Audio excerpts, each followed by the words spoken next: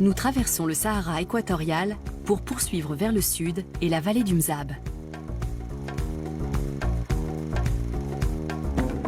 Le Mzab est une vallée protégée située à environ 500 km au sud d'Alger. La vallée abrite 5 villes magnifiques qui ont été bâties par les Berbères mozabites, puis par la communauté religieuse des Ibadites au XIe siècle.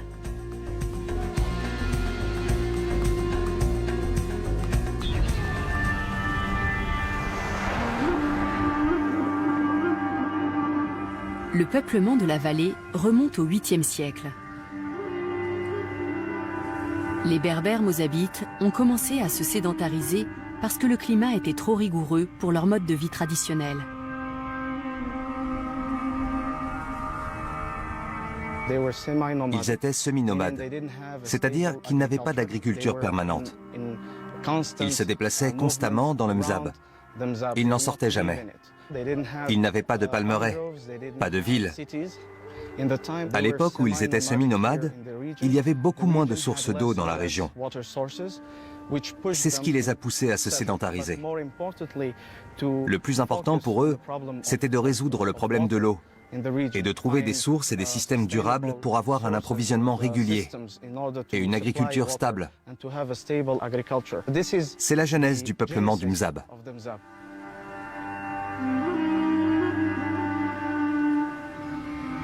Dès que les tribus berbères se sont installées, elles ont fondé 7 cités, dont 5 principales. Gardaïa, Beni Izgen, Bounoura, Melika et El Atef.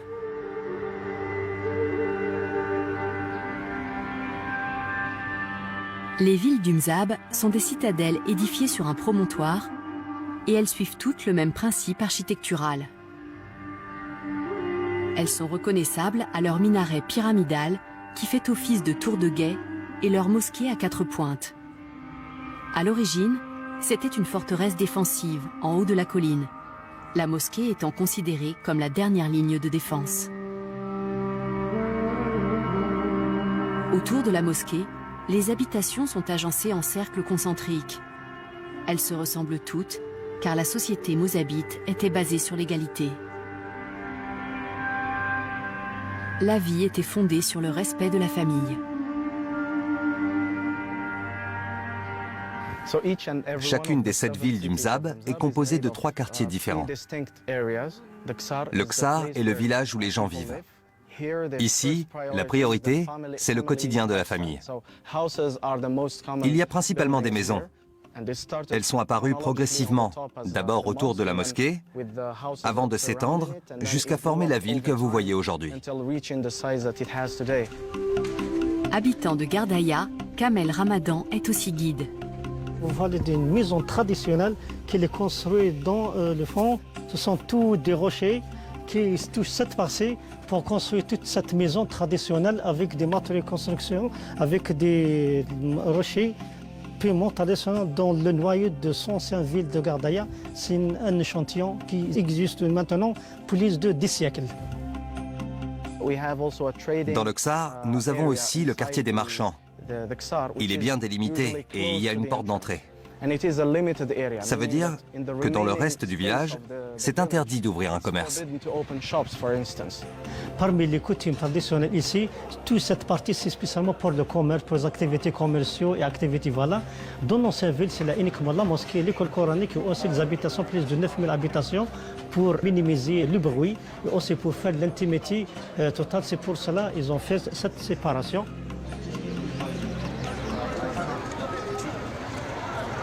Les visiteurs de la vallée du Mzab ont souvent entendu parler des fameux tapis locaux qu'on peut trouver dans les rues marchandes de Gardaïa. Il y a même une fête des tapis tous les ans en avril. Les tapis mozabites sont en poil de chèvre, décorés de motifs géométriques et de symboles typiques de la région. Ossin Nedjar, marchand de tapis, nous explique la signification de ces dessins. Le tapis de Gardaïa se connaît dans le monde.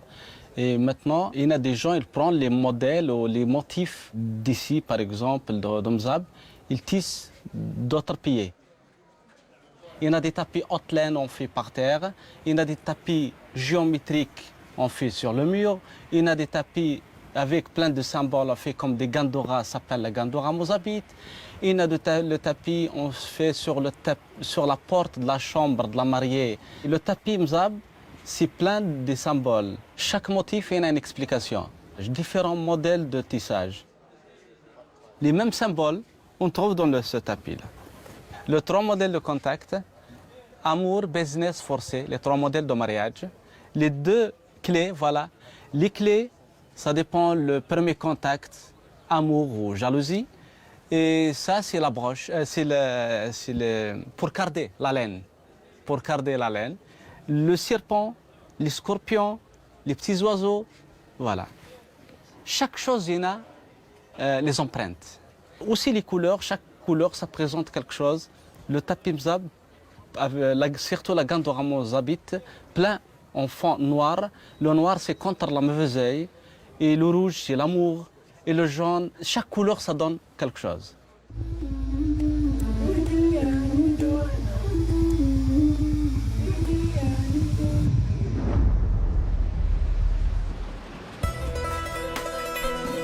Les villes du Mzab ont un plan très précis et chaque quartier correspond à une fonction précise.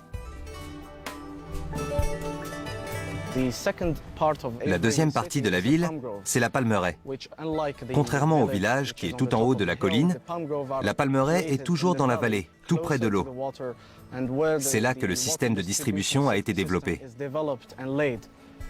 Je voudrais préciser que ces palmeraies ont été créées de toutes pièces. Elles ne sont pas apparues dans une oasis naturelle du désert.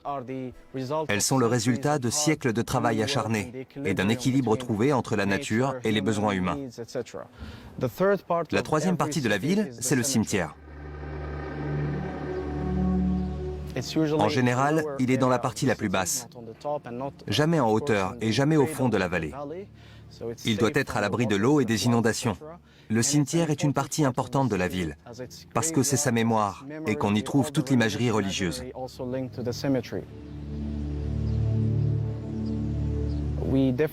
On différencie les tombes des hommes et des femmes. Celle d'une femme a 2 pierres au niveau des pieds et une au niveau de la tête. Pour un homme, c'est 2 au niveau de la tête et une au niveau des pieds. De nombreux Mozabites sont de confession ibadite. La religion occupe une grande place dans leur vie.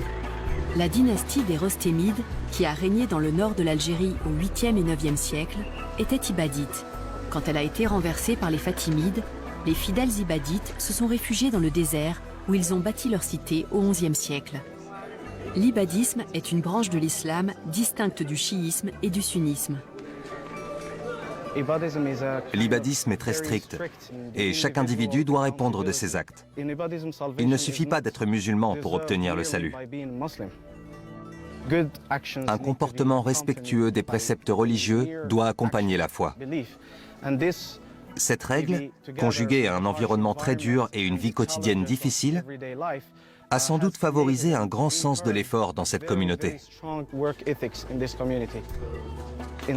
Chez les Mozabites, la notion de chômage n'existe pas. Les gens travaillent, même s'ils n'ont qu'un petit boulot. Surtout les jeunes. Le travail est une valeur sacrée. Les ibadites sont reconnaissables à leurs vêtements blancs.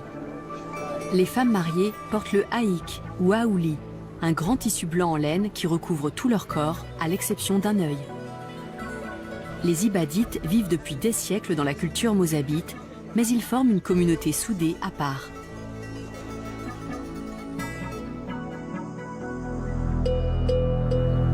Les mosquées des ibadites se distinguent, comme l'a écrit un auteur, par leurs 4 doigts dressés vers le ciel. Celle de Gardaïa a été bâtie au XVe siècle. Les 4 pointes représentent 4 des piliers de l'islam, la mosquée étant le 5e. L'intérieur est une série d'espaces délimités par des arcades en pierre qui soutiennent la structure. La couleur blanche évoque la sérénité, un concept typiquement ibadite. L'imam de Gardaïa nous en dit plus. Le secret de la cohésion de la communauté, c'est la construction des habitations tout autour de la mosquée. C'est grâce à ça que nous restons tous unis. Ça renforce nos liens les uns avec les autres.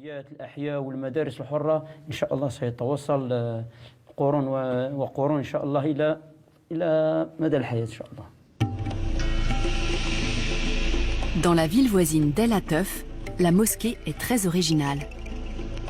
C'est un édifice austère, à moitié enterré dans le sol.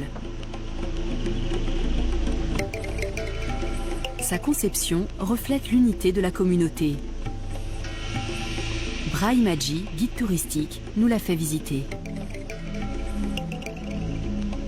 Alors ici, on est dans le monument de Am Ibrahim, un monument qui est conservé ou bien fait pour les prières.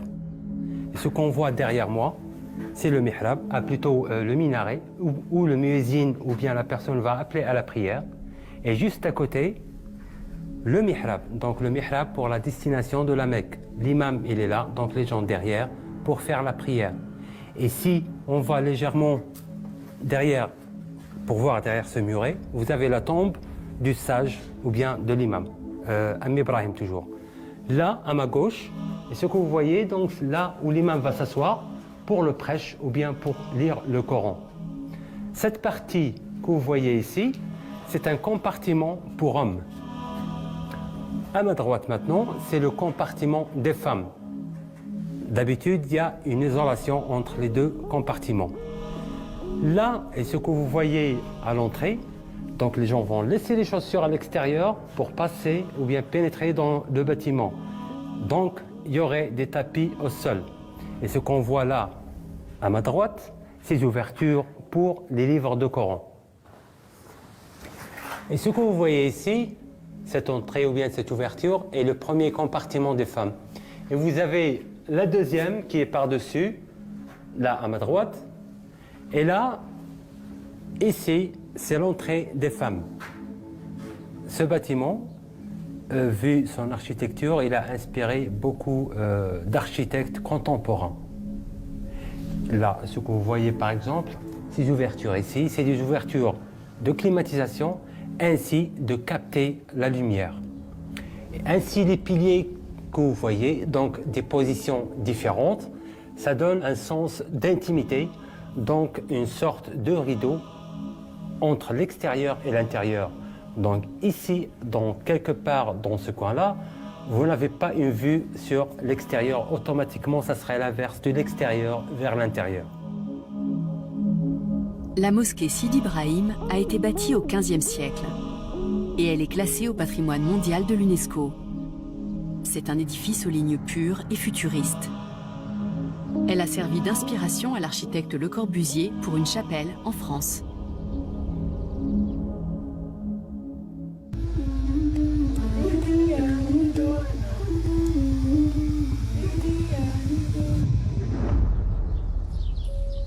Dans le Mzab, la principale source de revenus est la production de dattes.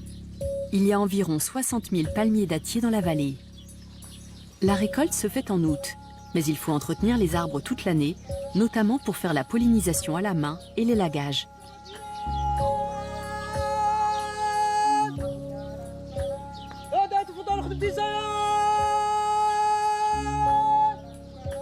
L'ouvrier chargé des opérations commence par lancer un appel pour prévenir les riverains qu'il va monter dans un arbre et qu'ils risquent de les apercevoir. Le respect de la vie privée est essentiel pour les villageois.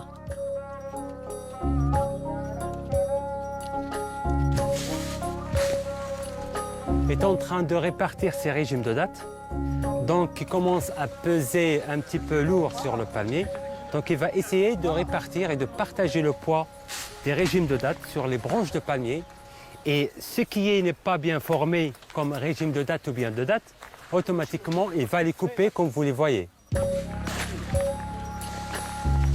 La couronne de feuilles est souvent très large et les palmes ont de longues épines à leur base. Le travail de l'ouvrier agricole est long et pénible et il a souvent une centaine de palmiers à élaguer.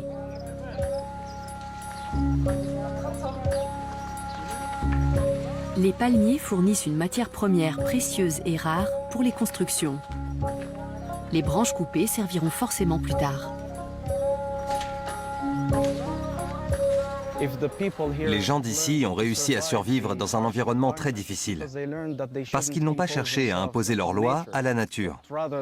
Au lieu de ça, ils ont compris la nature, et ils vivent en respectant l'équilibre fragile entre les ressources et leurs besoins. C'est la même chose pour tout. L'eau, le bois, toutes les ressources sont gérées avec beaucoup de soin. C'est ce qui explique ce système ingénieux très précis. Parmi ces créations du Mzab, il y a notamment le système d'irrigation. Brahim Hadji nous parle de la Fogara. Ici, on est dans le nid de l'oued de la vallée du Mzab.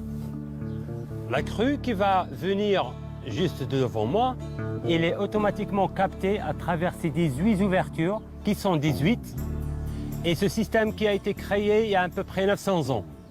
Là, avec ces prises d'eau, c'est des canaux qui vont drainer l'eau vers l'oasis de Gardaya juste derrière. Donc l'eau, elle va passer dans l'oasis ici de Gardaya, dans différents quartiers. Et plus tard, on aura un système de répartition qui est unique, qui a été créé à peu près 900 ans avant. Un système, comme je vous l'ai dit, unique, loyal et une certaine démocratie de la société. Et l'extra de toute cette eau qui va irriguer l'oasis de Gardaya va encore continuer au plus loin, juste à côté du village, pour aller encore à une distance très lointaine. Alors, juste à côté, on a une tour qui est juste au sommet de la colline, près de ce système de captage d'eau, qui va communiquer automatiquement avec le bâtiment qui est à côté, où on peut trouver, ou bien il y aura un groupe qui va superviser la crue en général et l'opération parfaite de ce système.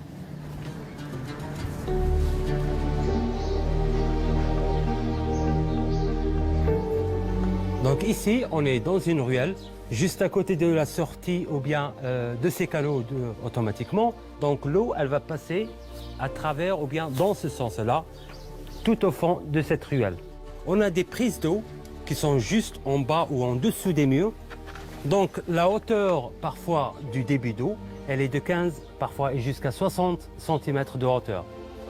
Et ce que vous voyez ici, comme je vous l'ai dit, c'est des prises d'eau. Donc ces prises d'eau, elles sont mesurées suivant la surface et la quantité de palmiers dans l'oasis. Et ceci avec ce moyen qui est le noyau de date.